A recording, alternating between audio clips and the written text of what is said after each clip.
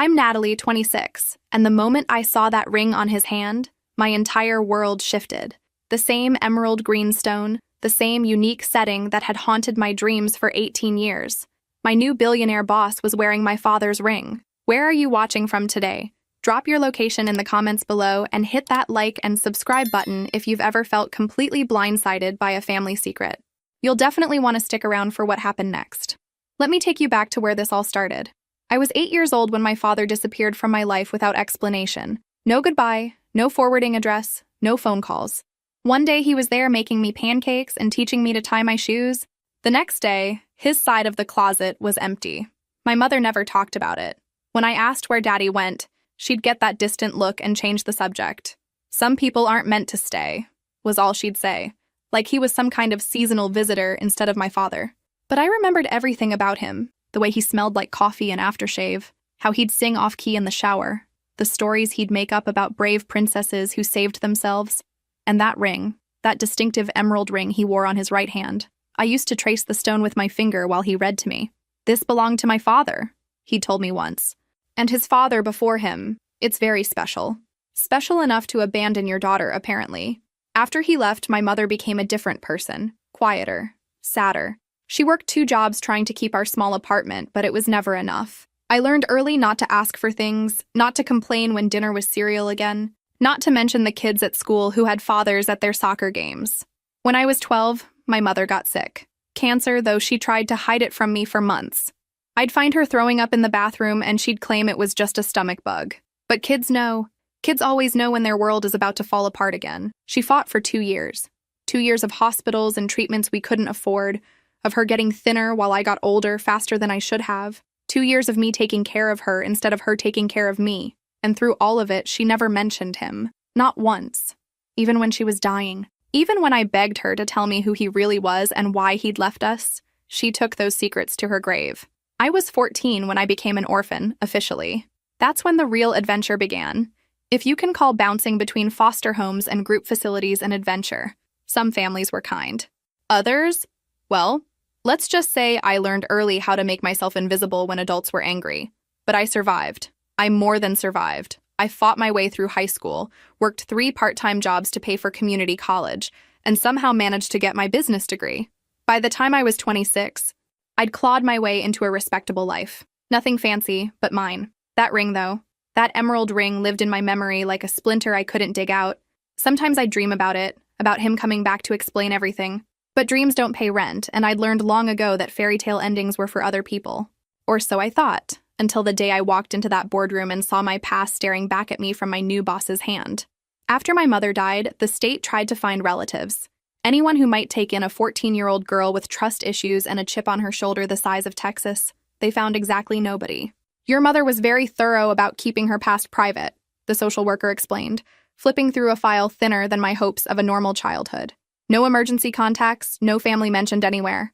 Even dead, my mother was keeping her secrets. My first foster home was with the Johnsons, a middle-aged couple who meant well but already had 4 kids of their own. I was the charity case, the extra mouth they were paid to feed. They weren't cruel, just indifferent. I learned to do my own laundry, make my own meals, and handle my own problems. Natalie's very independent, Mrs. Johnson would tell her friends. Like independence was something I'd chosen instead of something that had been forced on me by circumstances. Independent. Right. That's what adults call it when a kid raises herself. I lasted 6 months there before aging out to a group home, not because they kicked me out, but because I asked to leave. Living with people who saw you as an obligation rather than a person gets old fast. The group home was actually better. At least there, everyone was in the same boat. We were all throwaway kids, all trying to figure out how to become functional adults without any roadmap. The staff were overworked but genuinely cared, and my roommate Sarah became the sister I'd never had. You ever wonder if your parents think about you? She asked one night as we lay in our narrow beds, staring at the ceiling. Every day, I admitted, but wondering doesn't change anything. Sarah's parents were drug addicts who'd lost custody when she was 9. At least she knew why they were gone. My father had just evaporated, like he'd never existed at all, except for that ring burned into my memory and the way I still looked for his face in crowds sometimes. High school was survival mode. I wasn't the smartest or prettiest or most popular, but I was determined. While other kids were worried about prom dates and college applications, I was working at a diner after school and weekends, saving every penny for whatever came next. College wasn't even on my radar until my English teacher, Mrs. Rodriguez, sat me down senior year.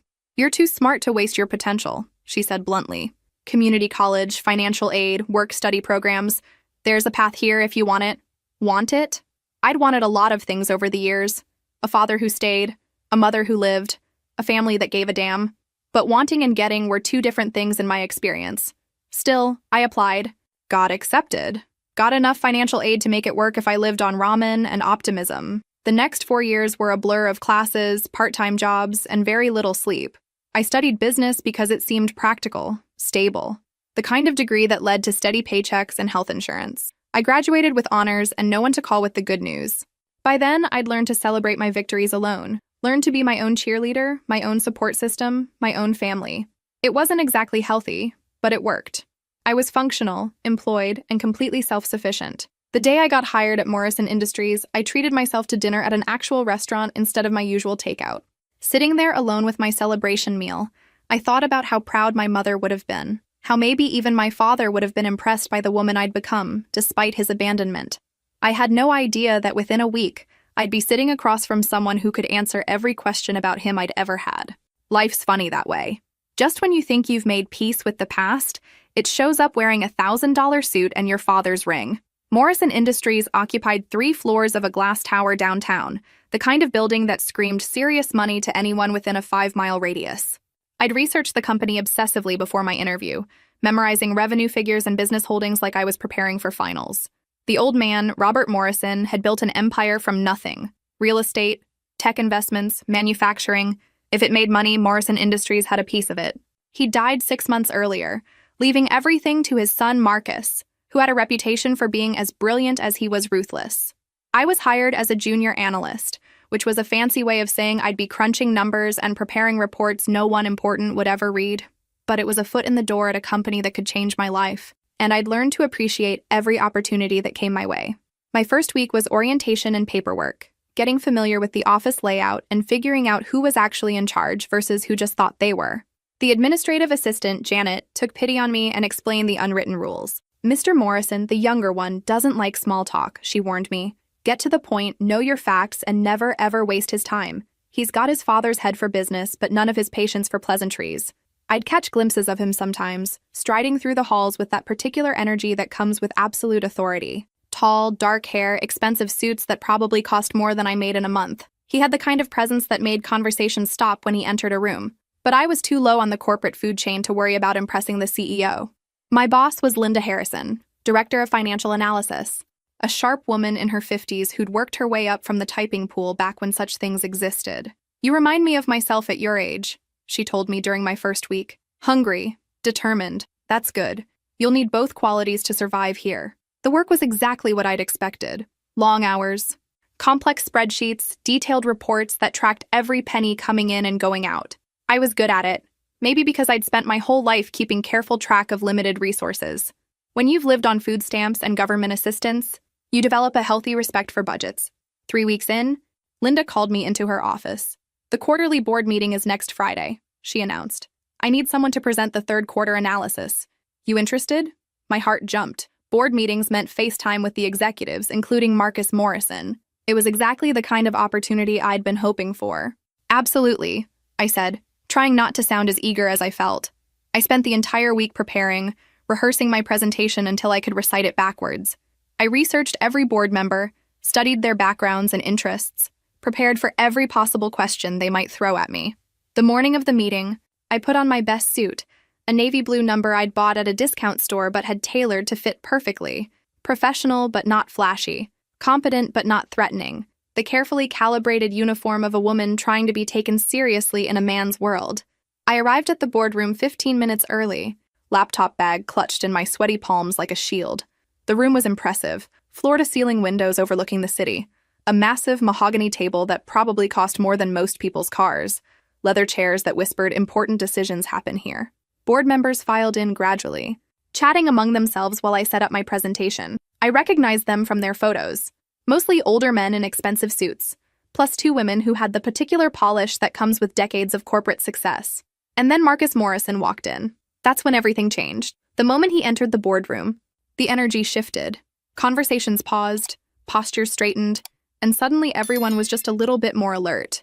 Marcus Morrison commanded attention without trying, the kind of natural authority you can't fake or buy. He was younger than I'd expected, early 30s maybe, with the kind of sharp features that suggested intelligence rather than conventional handsomeness.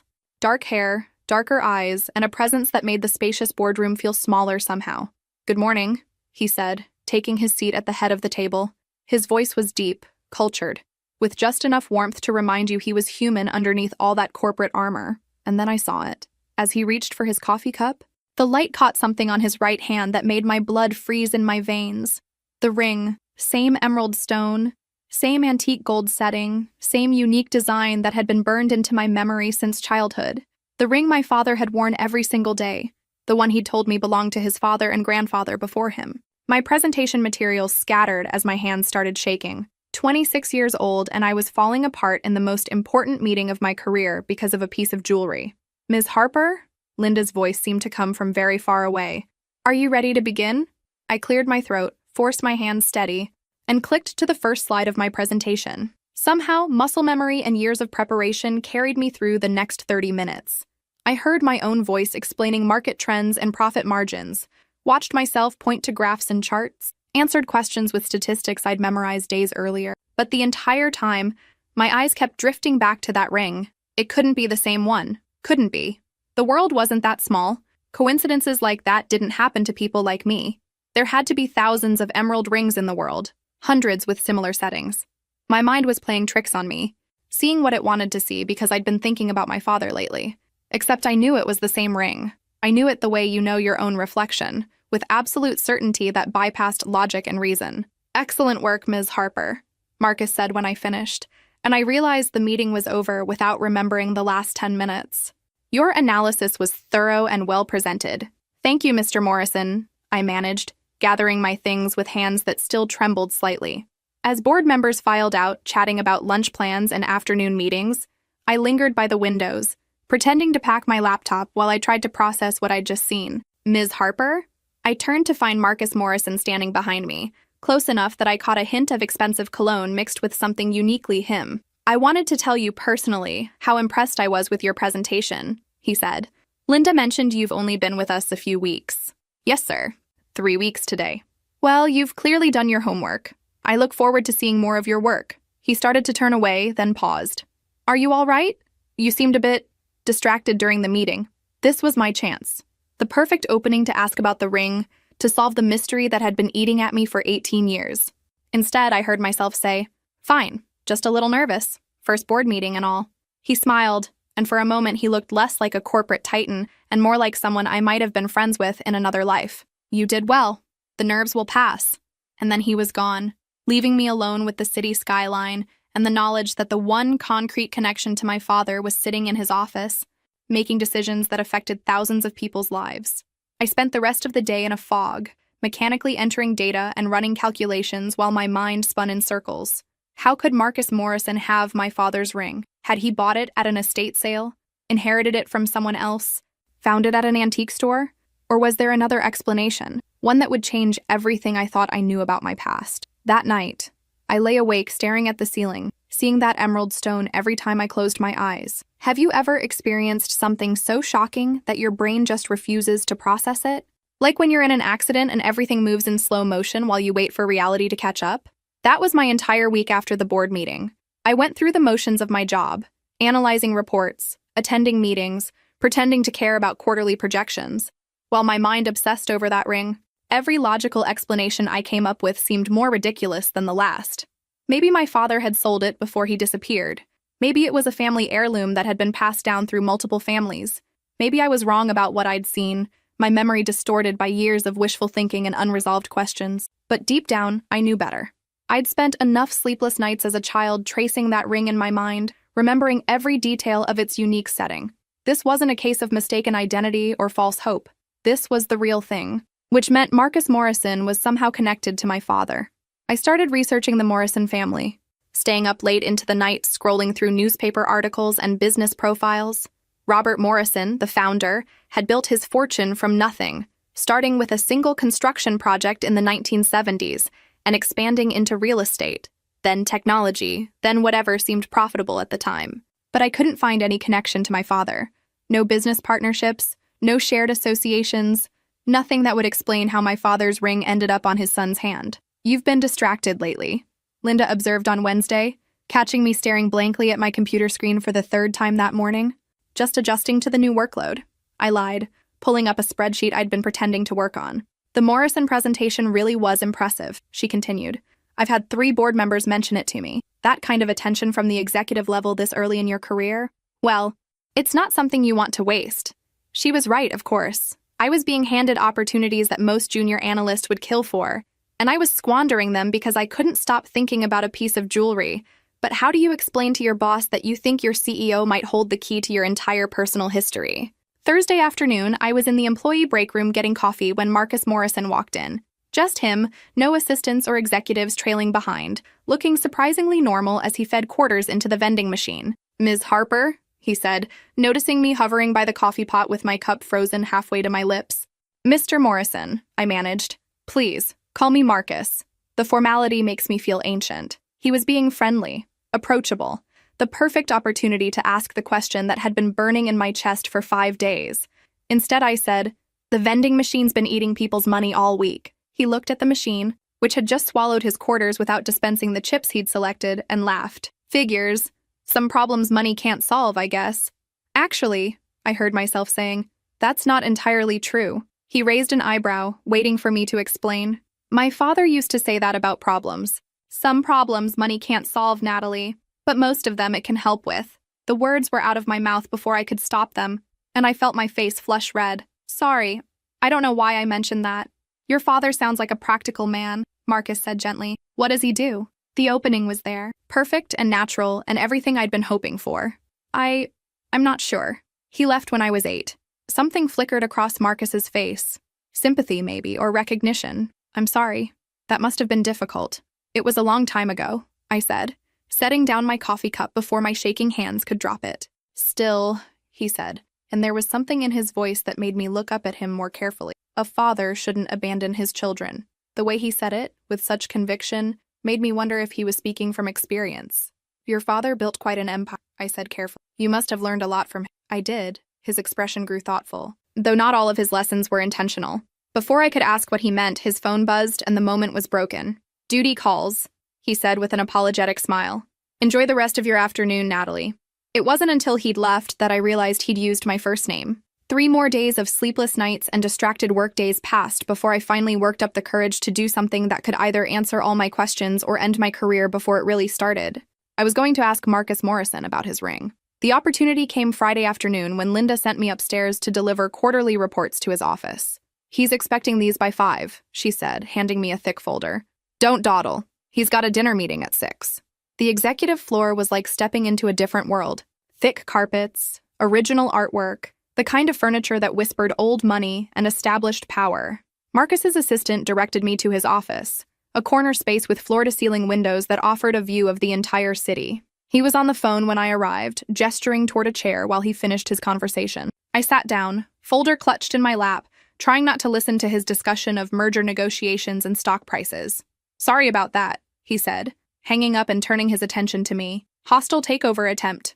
Nothing personal, just business. But it still requires delicate handling." "The quarterly reports," I said, standing to hand him the folder. "Excellent.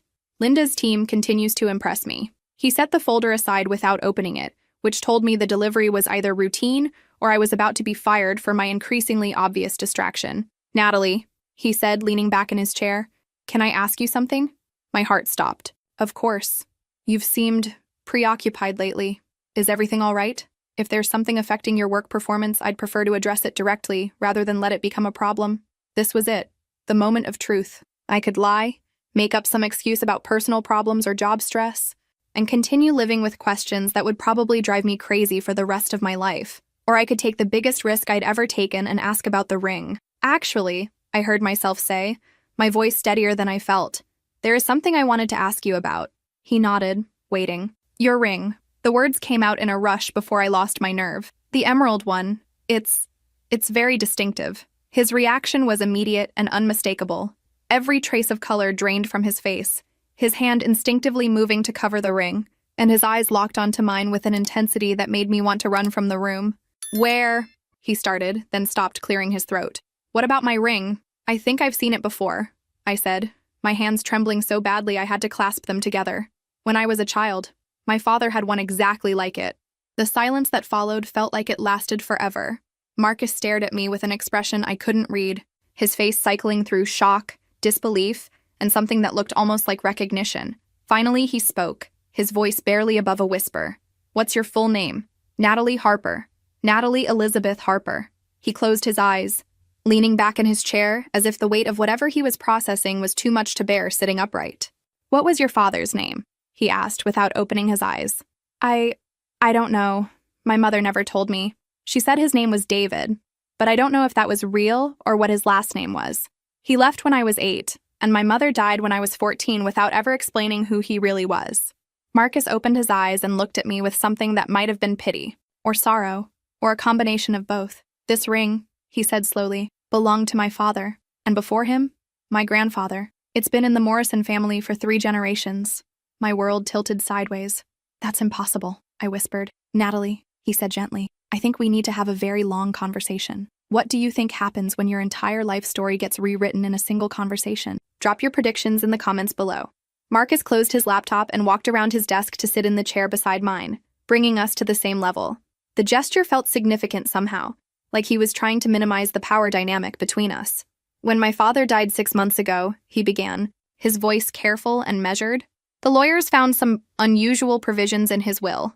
I sat perfectly still, afraid that any movement might break whatever spell was allowing this conversation to happen. "There was a trust fund," he continued, "set up 26 years ago, with instructions that it be held until a specific person was located.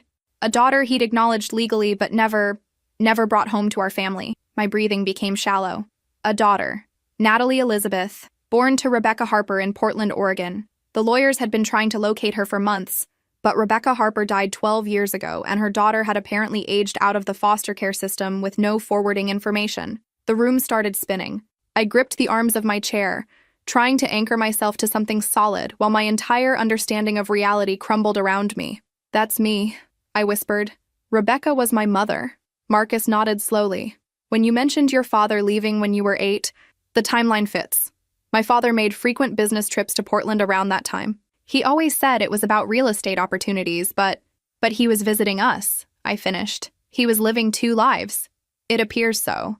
I found records of an apartment lease in Portland, rent payments that continued for years after you said he disappeared from your life. And this ring," he looked down at his hand, "I inherited it when my father died, along with a note that said it should go to his son. I assumed that meant me." "Maybe it did," I said numbly. "Maybe I was never supposed to be part of that equation." "No." His voice was firm. "The legal documents are very clear. You were acknowledged as his daughter. Natalie, he set aside money for your education, your future. He just never told your family about me," I supplied. "Never brought me home. Never chose me over his legitimate life." The silence stretched between us, heavy with implications and realizations that were too big to process all at once. "Does your mother know?" I asked finally. "About me, I mean." Marcus's expression darkened.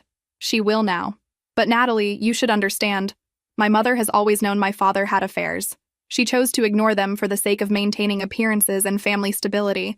Finding out one of those affairs produced a child. That's going to be more difficult for her to accept." "An affair." The word tasted bitter. "That's what my mother was to him. What I was. A secret family he visited when it was convenient." "You were his daughter," Marcus said firmly. "Whatever the circumstances of your birth, whatever mistakes he made, you were his child. And according to these documents, he never forgot that." I laughed, a sound that came out more like a sob. He never forgot, but he never came back either. When my mother got sick, when she died, when I was bounced between foster homes, where was his responsibility then? "I don't know," Marcus admitted. "I can't defend choices I don't understand, but I can tell you this. You're here now. You're family, and that means something. Family. The word I'd spent 18 years longing to hear, and now that it was being offered, I wasn't sure I wanted it." "What happens now?" I asked. "Now," Marcus said, reaching for his phone, "I call our lawyers and arrange for you to access what's rightfully yours. And then, if you're willing, I'd like you to meet my mother." I thought about the little girl who used to dream about her father coming back with explanations and apologies, who used to imagine him searching for her, desperate to make amends for whatever had forced him to leave. That little girl would have been thrilled by this revelation.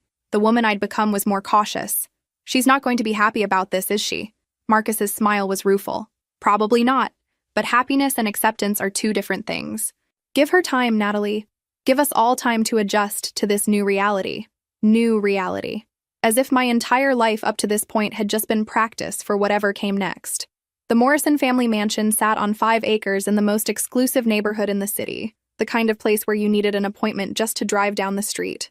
As Marcus's car wound up the circular driveway, I tried to calm my nerves by reminding myself that I had every right to be there. Didn't make it feel any less surreal.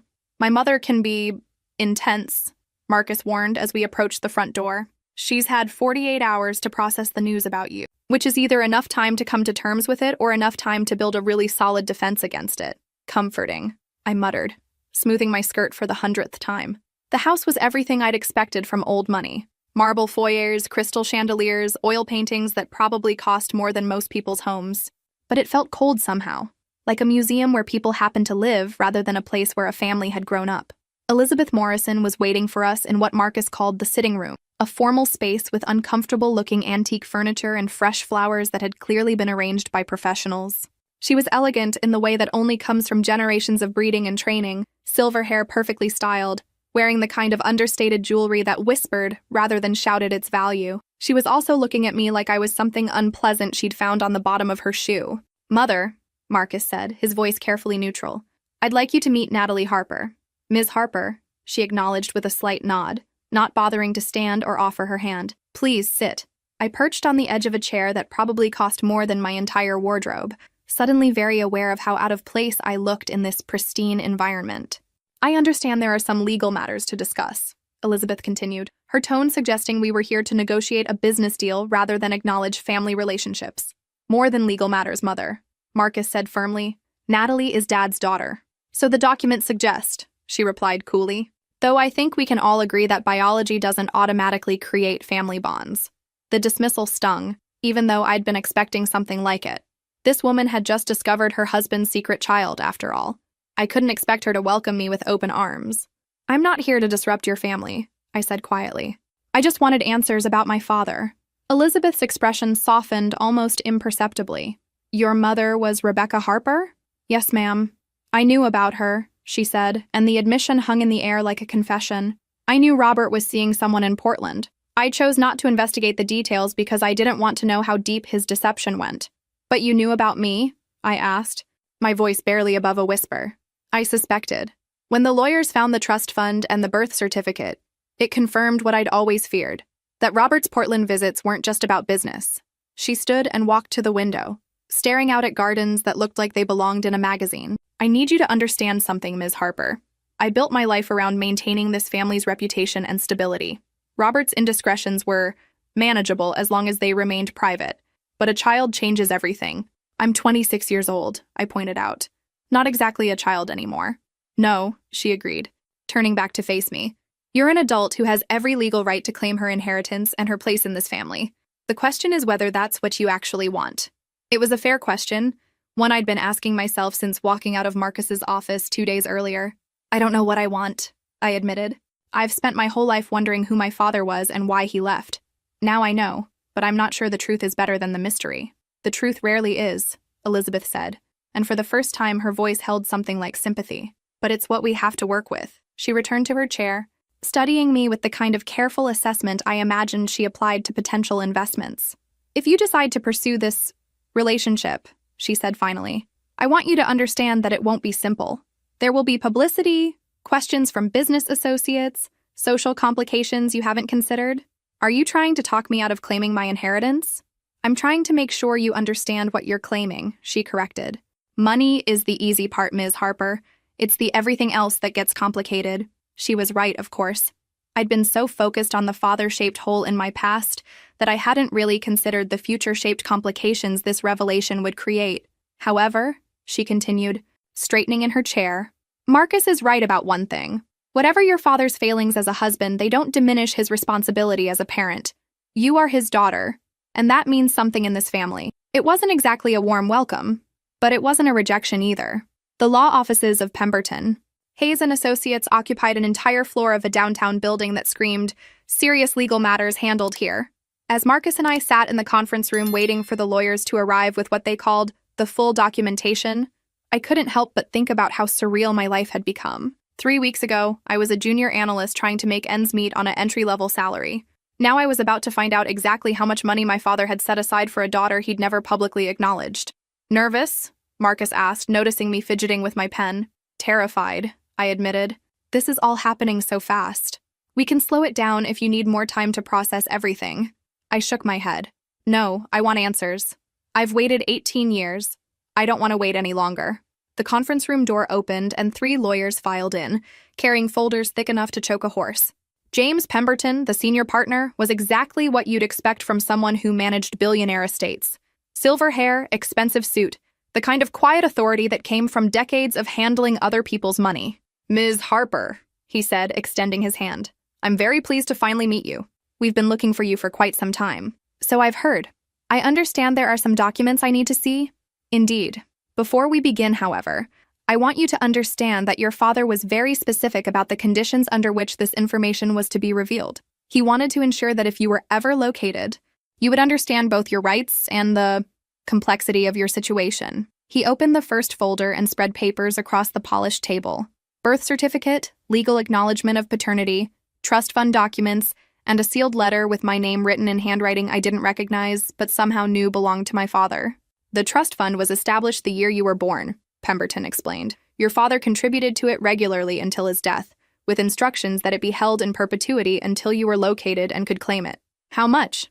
I asked, then immediately felt crass for making money the first question. "The current value is approximately $2.8 million, he said matter-of-factly, as if he were discussing the weather. The number hit me like a physical blow. I'd grown up on food stamps and secondhand clothes, worked 3 jobs to afford community college, lived in a studio apartment where the heat barely worked. And the entire time, there was nearly $3 million sitting in an account with my name on it. He also left specific instructions regarding Morrison Industries," Pemberton continued. "As his daughter, you're entitled to inherit a portion of his shares in the company, not a controlling interest, but enough to make you a significant shareholder and give you a seat on the board of directors if you choose to claim it." I looked at Marcus, whose expression was carefully neutral. "Did you know about this part?" "I suspected there might be company shares involved," he admitted, "but I didn't know the details until this morning." Pemberton slid another document across the table. "There's also the matter of the Portland property. Your father owned the apartment building where you and your mother lived. He continued making improvements and covering maintenance costs long after you'd left. According to these records, he never gave up hope that you might return there someday. The apartment building, the place where I'd spent the first 8 years of my life, where my mother had struggled to pay rent we apparently didn't even owe. He'd owned it the entire time. Why didn't he just tell us?" I whispered. "Why the secrecy, the lies, the abandonment? If he cared enough to set all this up, why didn't he stay?" Pemberton's expression softened. "Perhaps his letter will provide some answers."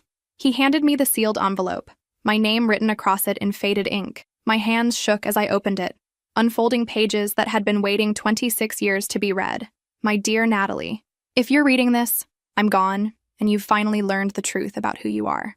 I hope you can forgive an old man's cowardice for not having the courage to tell you these things while I was alive. I loved your mother more than I had any right to, and I loved you from the moment you were born, but I was a married man with responsibilities to another family, and I convinced myself that keeping you secret was protecting everyone involved.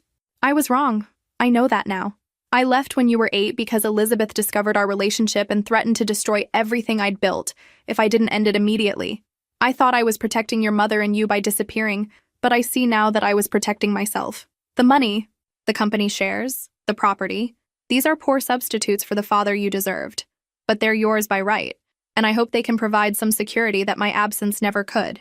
You have a brother in Marcus. He's a good man, better than I was. If you choose to claim your place in this family, I hope you'll find in him the sibling you never knew you had. I'm sorry, Natalie, for the lies, the abandonment, the years of questions I left unanswered. You deserved better than a father who loved you from a distance. All my love and regrets. Robert Morrison, Dad." I read the letter twice before setting it down, my vision blurred by tears I hadn't realized I was crying. So there it was. The answer I'd been searching for my entire life. He'd left because his wife threatened him, and he'd chosen his legitimate family over his secret one. It wasn't the fairy tale reunion I'd dreamed about as a child, but at least it was the truth. Have you ever had your entire life change in the span of a single afternoon? That's exactly what happened when I signed those papers, officially claiming an inheritance I'd never known existed. $2.8 million. Company shares worth another several million. Real estate holdings. Investment portfolios that had been growing my father's guilt money for 18 years. I walked out of that law office as one of the wealthiest people under 30 in the city, and all I could think about was how none of it would bring back the childhood I'd lost. How are you processing all this? Marcus asked as we sat in his car outside the law building, neither of us quite ready to return to normal life yet. I keep thinking about my mother, I said honestly. How hard she worked, how many jobs she took to keep us afloat. And the entire time he was paying the rent without telling us. She died thinking we were charity cases. Maybe he thought he was protecting her pride. Or maybe he was protecting his own guilty conscience. The bitterness in my voice surprised me. I'm sorry, I know he was your father too. Don't apologize. You have every right to be angry. Marcus leaned back against the headrest, looking suddenly tired. I've been angry at him my entire life for different reasons. Finding out about you just adds another layer to it. What reasons? He was never really present, even when he was physically there. Always traveling, always working, always focused on building this empire instead of being a father. I spent my childhood trying to earn his attention and approval. I thought about that, about how differently we'd experienced the same man's failings. Marcus had grown up with every material advantage but felt emotionally neglected. I'd grown up with nothing but had treasured every moment of attention my father had given me during those first 8 years. At least you knew he existed, I pointed out. At least he didn't abandon you, Marcus countered. We sat in silence for a moment, both of us grappling with the complex emotions that came with inheriting someone else's unfinished business. What happens now? I asked finally. Now you decide what you want to do with all of this. The money, the company shares, the family connections. None of it comes with strings attached, Natalie. You can take the inheritance and walk away from all of us if that's what you prefer. The option was tempting. Take the money, quit my job, disappear to some tropical island where no one knew about my complicated family history. Start fresh with enough financial security to do whatever I wanted for the rest of my life. But something held me back. What would you do if I took the company shares? I asked. Welcome the help, honestly. Running Morrison Industries alone is overwhelming. Having a family member who actually understands business to share the responsibility with would be a relief, even though I'm illegitimate, even though accepting me might cause problems with your mother and your social circles, especially because of that, he said firmly. This family has too many secrets already. Maybe it's time we started being honest about who we really are. I looked at him, my half-brother, who'd inherited the same eyes as our father, and apparently the same stubborn streak that had built an empire. A week ago, he'd been my intimidating CEO. Now he was the only family I had left. I don't know anything about running a company, I warned him. You know about financial analysis, you understand business strategy, and you've got more real-world experience than most people who inherit positions like this. The rest we can figure out together. Together, I tested the word, trying to imagine what that might look like. Partners, he clarified. Siblings, whatever you're comfortable calling it. I thought about the little girl who used to dream about having a big brother to protect her from the scary parts of foster care, who used to imagine family dinners and holiday traditions and people who shared her history. Okay, I said finally. Let's try the family but I'm keeping my apartment and my independence. This doesn't mean you get to take care of me or make decisions for me. Marcus smiled, and for the first time since this whole revelation began, it felt genuine rather than careful. I wouldn't dream of it. You've been taking care of yourself just fine for 26 years. And if your mother decides she can't handle having me around, then that's her choice to make. But you're not going anywhere, Natalie. You've got as much right to be part of this family as anyone else. As we drove back toward downtown, I caught my reflection in the side mirror. Same face, same hair, same girl who'd walked into that law office 3 hours earlier. But something fundamental had shifted. For the first time in my life, I wasn't alone in the world. 3 months after the inheritance papers were signed, I was still adjusting to the surreal reality of having more money than I knew what to do with, and a family that was slowly learning how to include me in their orbit. The transition wasn't smooth. Nothing about this situation was simple enough for smooth, but it was happening.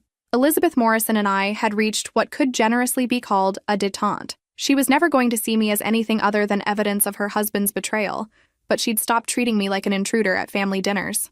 Progress. Of a sort. You handle yourself well in board meetings. she'd told me after my third month attending Morrison Industries' monthly sessions. Better than some people who've been in business for decades. Coming from her, it felt like a Nobel Prize. Marcus and I were finding our rhythm as business partners, though the sibling part was still a work in progress. We'd inherited the same analytical mind and the same stubborn streak, which made us effective collaborators and occasional opponents in equal measure. You realize you can't just implement every reform idea you have in the first 6 months, he'd said during our latest disagreement about employee benefits packages. And you realize that having money doesn't mean we should ignore the people who help us make it, I'd shot back. But we were learning to navigate these conflicts without the emotional landmines that came with most family businesses.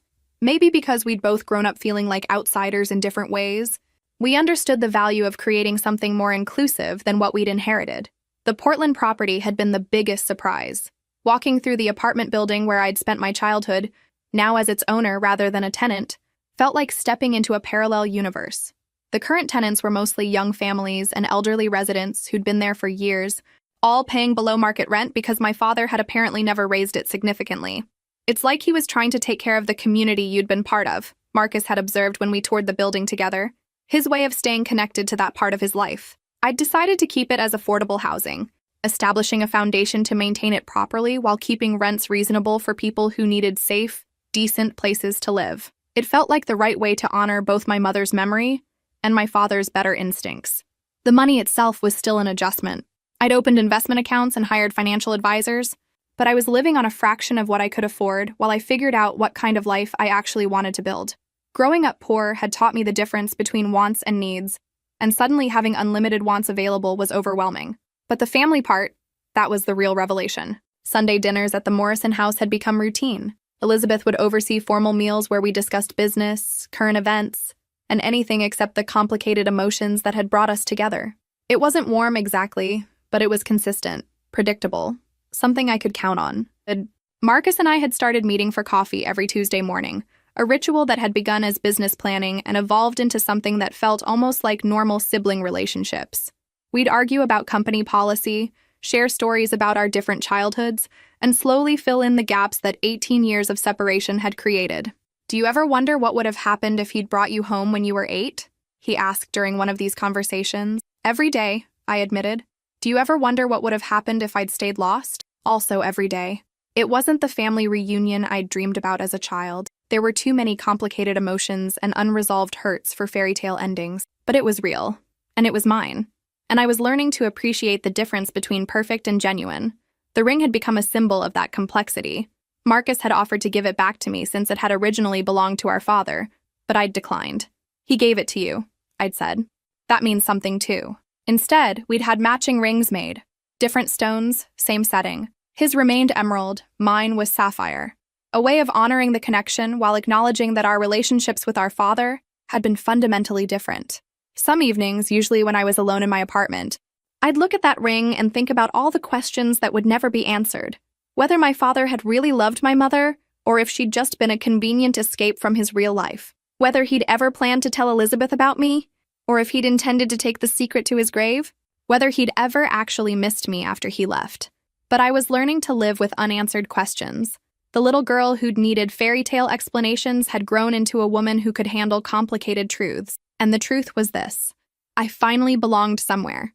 If this story resonated with you, make sure to like and subscribe for more incredible true stories of families, secrets, and second chances. 6 months ago, if someone had told me that I'd be sitting in the CEO office of Morrison Industries, helping my half-brother plan the expansion of our family's business empire, I would have laughed them out of the room. 6 months ago, I was a junior analyst living paycheck to paycheck, with no family and no prospects beyond working my way slowly up some corporate ladder. Today, I'm reviewing architectural plans for a new affordable housing development that will bear my mother's name, while wearing a sapphire ring that matches my brother's emerald one, and fielding text messages from my stepmother about whether I prefer the salmon or the chicken for next Sunday's dinner. Life's funny that way. Just when you think you've accepted that some questions will never have answers, the universe decides to hand you a story ending you never saw coming. The emerald ring, the one that started all of this, sits in a place of honor on Marcus's desk, catching the afternoon light from the floor-to-ceiling windows that overlook the city where I grew up invisible and alone. Sometimes I catch him turning it on his finger the same way I remember our father doing, and I wonder if he's thinking about the choices that led us all to this point.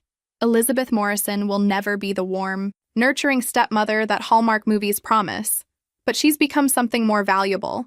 A woman who respects my intelligence and includes me in family decisions, even when those decisions are difficult. She's teaching me about the responsibilities that come with wealth and influence.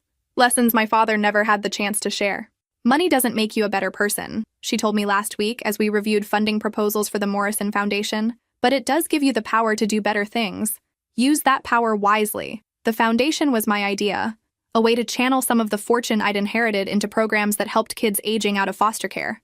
Kids like I'd been, who needed someone to believe in their potential even when they couldn't see it themselves. Marcus had supported the idea immediately. Dad left us more than money, he'd said. He left us the obligation to do something meaningful with it. The business side of my new life came surprisingly naturally. Turns out that growing up poor teaches you valuable lessons about resource management and strategic thinking that business schools try to replicate in case studies. When you've had to choose between paying rent and buying groceries, corporate budget decisions feel almost simple by comparison. I kept my apartment downtown, despite Marcus's suggestions that I move to something more befitting my new net worth. The small studio with its questionable heating and non-existent view reminds me where I came from, keeps me grounded in a way that marble foyers and private elevators couldn't. Besides, I like having a space that's completely mine, decorated with furniture I chose and books I actually read, rather than the kind of showcase living that comes with inherited mansions. Some evenings, I sit by my single window and think about the father I found and lost in the same revelation, about the man who loved me enough to leave me money but not enough to stay and raise me, about the choices that ripple through generations, creating consequences no one could have predicted. I think about my mother too, and wonder what she would make of all this. Whether she'd be proud of the woman I became, or concerned about the wealth I've inherited. Whether she'd understand my decision to forgive a man who abandoned us both, in his own complicated way. The truth is, I may never fully understand why my father made the choices he did, why he kept me secret, why he left when his wife discovered us, why he never tried to reconcile after my mother died. But I've learned to live with questions that don't have perfect answers. What I do understand is this. Belonging doesn't always look like the fairy tales promise. Sometimes it's messy and complicated and full of people who love you imperfectly. Sometimes it's built on shared loss rather than shared joy. But it's still belonging. The little girl who used to dream about her father coming back to rescue her from foster care could never have imagined this ending. Not because it's happier than she hoped, but because it's more complex than she could have comprehended. I didn't get the father I'd dreamed of, but I got something else. A brother who values my opinions, a stepmother who challenges my thinking, and the resources to make sure other kids don't grow up feeling as alone as I did. I got a family that chose to include me even when it would have been easier not to. And in the end, that turned out to be worth more than all the emerald rings and trust funds in the world. The ring may have brought me home, but it was the people who decided to make room for me who made it worth staying. Sometimes the best endings aren't about getting what you always wanted. Sometimes they're about discovering what you actually needed was something else entirely. And sometimes, if you're very lucky, you get both.